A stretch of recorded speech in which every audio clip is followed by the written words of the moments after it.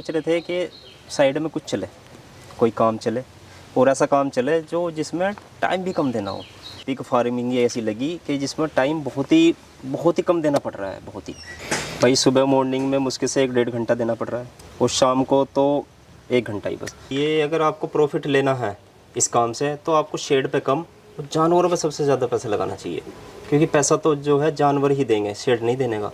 कि जो फार्म करने की सोच रहा है वो सबसे पहले बैकअप बनाए, बिना बैकअप के फार्म ना स्टार्ट करे। लेकिन अगर प्रॉफिट देखा जाए तो इसमें खर्चा वर्चा सब कुछ निकाल के एक किसान भाई 40% का इससे प्रॉफिट ले सकता है। दोस्तों, अगर आप पिग फार्मिंग शुरू करना चाहते हैं या करने की सोच रहे हैं तो आप हमारा व्हाट्सएप ग्रुप ज्वाइन कर सकते हैं, जिसमें हम आपको बताएंगे आप कैसे पिग फार्मिंग शुरू कर सकते हैं। इस ग्रुप के द्वारा आप अपने एनिमल खरीद और बेच दोनों सकते हैं। साथ ही अगर आपको कोई समस्या होती है तो भी इस ग्रुप के द्वारा उसका समाधान पा सकते हैं। तो अगर आप इस ग्रुप का मेंबर बनना चाहते हैं या फिर इसको ज्वाइन करना चाहते हैं तो साल का 500 रुपये दे के आप इस ग्रुप का हिस्सा बन सकते हैं। तो दोस्तों, आज हम पहुंचे हैं मुजफ्फरनगर में और आज मैं आपको ऐसे भाई से मिलाने वाला हूं जिन्होंने बहुत ही जल्दी यानी रिसेंटली 1 साल भर हुआ है इनको फार्म स्टार्ट करते हुए, और जानेंगे इनको क्या क्या इसमें समस्याएं आ रही हैं, कितना इससे फ़ायदा कमा रहे हैं और क्या जो हमारा नया किसान भाई है उसको पिग फार्मिंग करना चाहिए या नहीं करना चाहिए। साथ ही दिखाऊंगा इनका पिग फार्म जो कि इन्होंने बहुत ही सस्ते में बनाया हुआ है, जो कि आपके लिए बहुत ज़्यादा फ़ायदेमंद होने वाला है। तो चलिए पूरी बात करते हैं विनीत सर से। सर नमस्कार, कैसे हो भैया? भैया आज आपके गाँव में आए हुए हैं और स्पेशल हम शूट करने आए आपके फार्म, क्योंकि आप एक नए फार्मर हैं और इस टाइम मार्केट का जो है काफ़ी उतार चढ़ाव चला हुआ है। तो वो हम जानना चाहेंगे किस तरह की मार्केट है, क्या नया फार्मर को पिग फार्म स्टार्ट करना चाहिए या नहीं करना चाहिए। मेरा नाम विनीत है, मैं ग्राम बसेड़ा, जिला मुजफ्फरनगर से हूँ। विनीत भाई, सबसे पहले तो आप मुझे ये बताइए कि आपको पिग फार्म करते हुए कितना समय हो गया? मुझे करीब 1 साल प्लस हो गया। 1 साल से आप पिग फार्मिंग कर रहे हैं। तो विनीत भैया ये मुझे बताइए, आपको पिग फार्मिंग का विचार कैसे आया? मैं ये चाह रहा था कि कोई साइड में कोई बिजनेस चले किसी प्रकार का, चाहे वो कोई भी बिजनेस हो, ऐसा नहीं है। आप ग्रामीण परिवेश से भी हैं? हाँ, गांव में आप रहते हैं? बिल्कुल बिल्कुल ग्राम में रहते हैं और हम किसान भी है भाई, हमारे पास खेती भी है 25-30 बीघे, ऐसी भी नहीं है। बस ये है कि मैं चाह रहा था कि पूरा दिन टाइम ना देना पड़े किसी बिजनेस में, वैसा कोई बिजनेस हो जो मैं इसके साथ साथ अपना कुछ और काम भी कर लूँ। जी इस वजह से साइड बिजनेस में मुझे यही अच्छा लगा। और इसमें वर्क भी बहुत कम है, मुश्किल से सुबह शाम मुश्किल से 1.5-2 घंटे देने हैं बस। ठीक, यानी किसी और के काम के साथ साथ आप ये भी कर सकते हो? बिल्कुल ये कर सकते हैं। ठीक है विनीत भाई, मैं काफ़ी फार्म विजिट करता हूँ। मैंने जो आपका फार्म देखा है कि आपने बड़े समझदारी का काम किया। आपने ज़्यादा पैसा फार्म पे ना लगा के आपने एनिमल पे खर्च किया और बैकअप के लिए आपने पैसा रखा हुआ है। अभी जैसे हम बाहर खड़े हैं तो देखिए लोग इसमें सीमेंट की बाउंड्री करते हैं या फिर जो है बड़ी बड़ी दीवारें बना देते हैं, लेकिन आपने ये साड़ी लगा के और जाली मार के इस तरह से काफ़ी कॉस्टिंग आपने बचाई हुई है। क्या होता है ना, देखो हमें प्रॉफिट कहाँ से होगा? हमें प्रॉफिट होगा जानवरों से, फार्म से तो नहीं होगा या स्ट्रक्चर से तो नहीं होगा। अब बहुत से लोग ये होता है कि स्ट्रक्चर में तो लगा देते हैं 10-15 लाख रुपए और अपने जानवरों पे लगाते हैं बहुत ही कम। तो मेरा ये आइडिया लगा, बहुत लोगों का मैंने फार्म देखा है, तो कुछ ऐसा करा जाए कि फार्म पे कम पैसा और जानवरों पे ज़्यादा पैसा लगाया जाए, जिससे कि वहाँ से प्रॉफिट निकल सके। तो इस वजह से मैं ये सस्ते में मैंने वो किया। चलिए विनीत जी, दिखाते हैं आपका फार्म भी। दरवाजे पे आपने ये जाली लगाई हुई है। आइए सर, चलते हैं अंदर। तो विनीत जी, यहाँ से अपने फार्म की एंट्री हो जाती है? हाँ जी बिल्कुल। तो सर अभी गांव में आपकी कितनी ज़मीन है टोटल? गांव में लगभग 25 बीघे के आसपास हमारी अपनी खुद की ज़मीन है। और ये जो पूरा फार्म बना हुआ है कितने एरिया में बनाया हुआ है? ये भी हमारा करीब देखे जाए तो 2 बीघे करीब में अपना फार्म है बना रखा है। तो इस फार्म की नींव आपने कब रखी थी? नींव करीब मैंने 1.5 साल के आसपास रखी थी। हो गया 1.5 साल करते हुए? 1.5 साल करीब हो गया इस लाइन में। ठीक है, आइए सर अंदर भी चलते हैं। ठीक है बिल्कुल। और यहाँ से भी आपका ये, इधर भी आपने जाली मारी हुई है सर? हाँ जी बिल्कुल। ठीक है, बायो सिक्योरिटी के लिए चूना यहाँ पे डाला हुआ है आपने। तो भैया मुझे ये बताइए, अगर बात करें पिग फार्मिंग के अंदर आपको क्या चीज़ अच्छी लगी ऐसी कि आपने इसका चुनाव करा? पिग फार्मिंग के साथ साथ आप अदर बिजनेस कुछ कर सकते हो, या अदर आप जैसे कि मान के चलो हम तो किसान हैं, वहाँ पे भी टाइम देना होता है। तो पिग फार्मिंग इस वजह से अच्छी है कि आपको इसमें बहुत कम समय देना है, कि आप इसके साथ साथ अदर कुछ भी काम कर सकते हो। आप खेती में कुछ भी कर सकते हो या अदर कोई बिजनेस है आपका, फैक्ट्री वगैरह, आप बिल्कुल उसमें टाइम दे सकते हो। बिल्कुल, यानी ये है कि इसको 100% टाइम नहीं देना है सुबह? ना, बिल्कुल नहीं टाइम देना है इसमें। मुश्किल से 5 या 10% ओनली टाइम देना है। सर कितने एनिमल से आपने शुरुआत करी थी? मैंने 5 फीमेलों से स्टार्टिंग की थी। शुरुआत करी थी आपने, और अभी कितने एनिमल हैं सर? अभी मेरे पे करीब करीब 75 के आसपास। ये एनिमल हैं। तो वनीत भैया कितने एनिमल से आपने शुरुआत करी थी और अभी कितने एनिमल हैं? मैंने 5 फीमेलों से शुरुआत की थी इस फार्म की, जी। और अभी मेरे पास 75 प्लस कुछ जानवर हैं। अच्छा, लोग कहते हैं कि भैया कम से कम 10 से शुरुआत करें और या फिर ज़्यादा शुरुआत करें, क्योंकि प्रॉफिट ज़्यादा निकलता है। क्या है ना, अगर बिजनेस में उतरना है ना तो आपको पहले एक सीढ़ी ही बनानी पड़ेगी। ऐसा नहीं है कि वो बहुत सारी सीढ़ियाँ पे एकदम साथ चढ़ जाए। तो शुरुआत करो भी छोटे से ही करो, जब भी करो।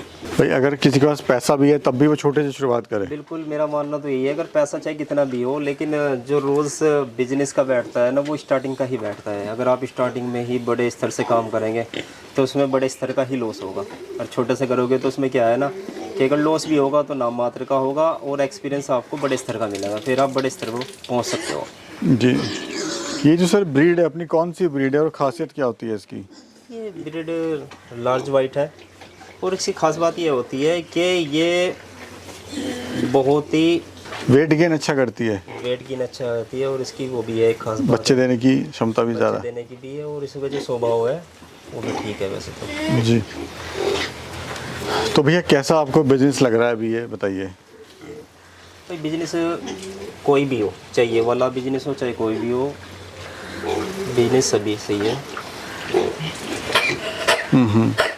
बस ये कि उसको मन लगा के करा जाए। हाँ बिल्कुल, मन लगा के देखो, अगर करेंगे तो बिजनेस कोई भी नुकसान तो बिजनेस में है ही नहीं। नुकसान बढ़िया बिजनेस है ना, तो कोई दिक्कत नहीं है।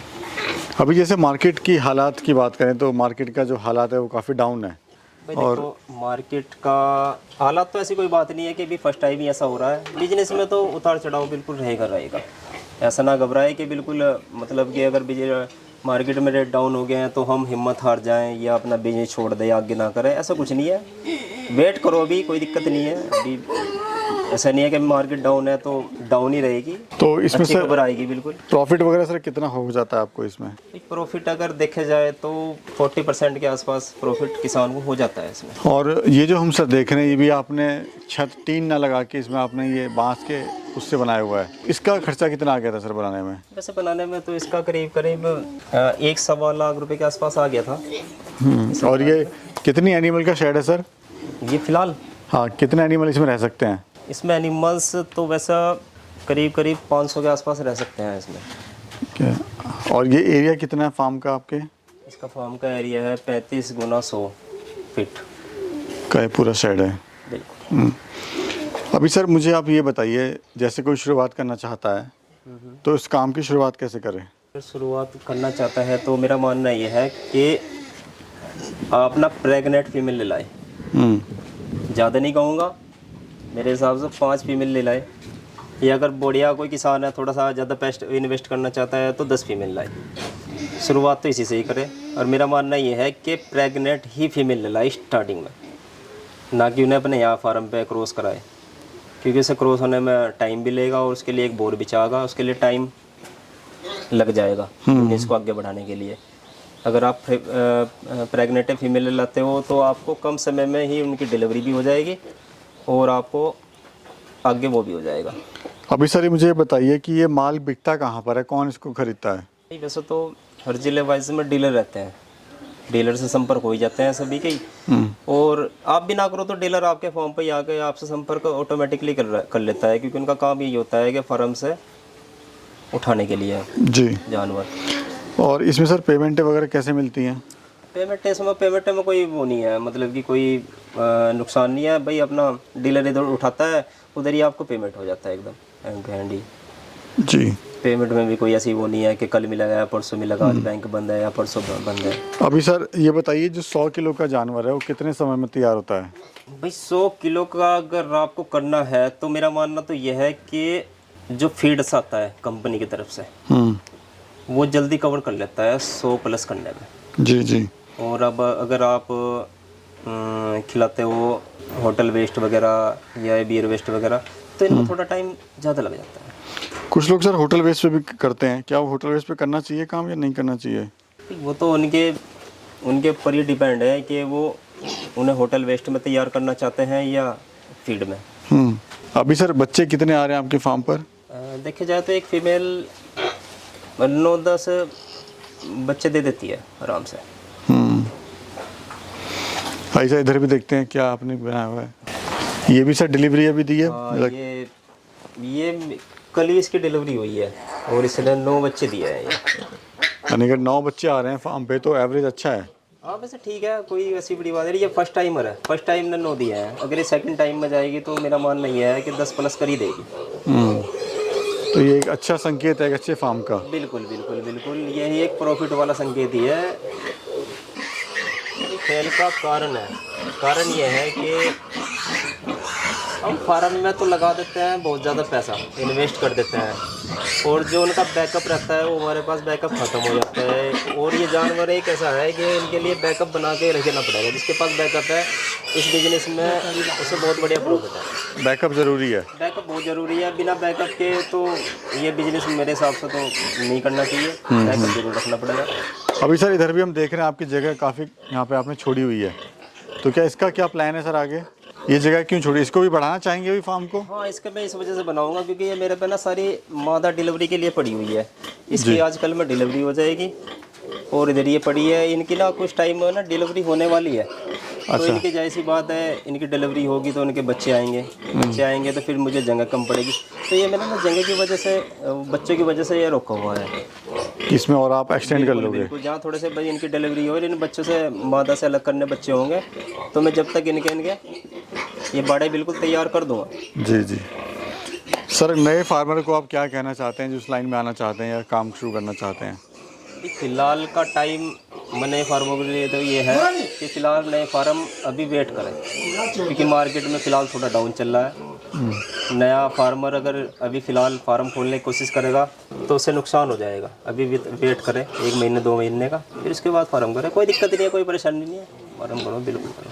चलो, बहुत बहुत शुक्रिया विनीत जी, नमस्कार।